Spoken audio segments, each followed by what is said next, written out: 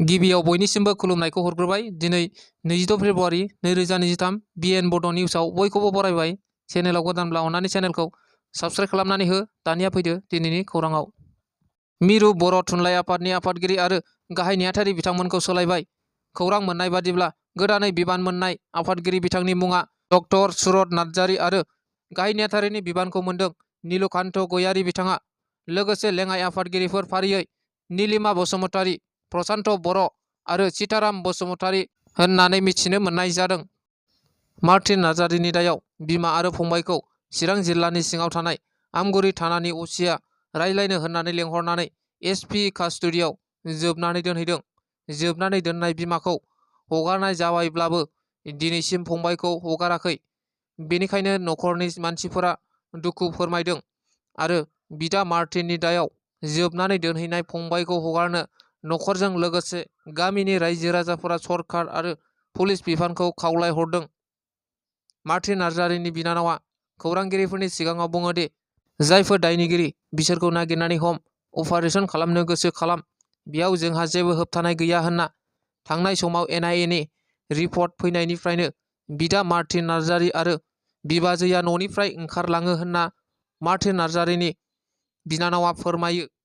मख'नो गोनांदि चिरां जिल्लानि 1 नं फाथाबारि गामिनि मार्टिन नार्जारी आरो बिनि बिसिया हारिनि थाखाय हाग्रायाव खारलांफिननायनि खौराङा सोराङाव फैदोंमोन।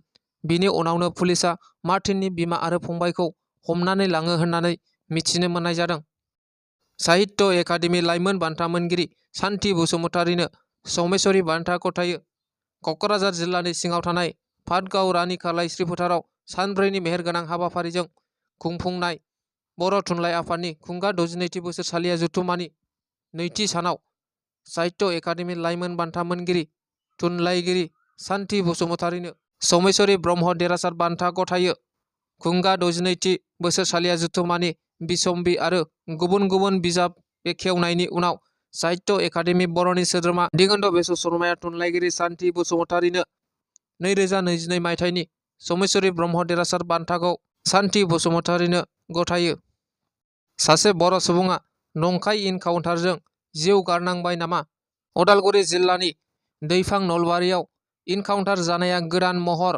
दैफां नलबारियाव पुलिसनि इनकाउन्टाराव जिउ गोमानाय सुबुङा डाकाति किनाराम बर' नङा। बाक्सा जिल्लानि डिम्बेश्वर मोसाहारिसो। मस्ट वान्टेड किनाराम बर'खौ इनकाउन्टार खालामनाय जादों होनना खौराङाव गोसारदोंमोन।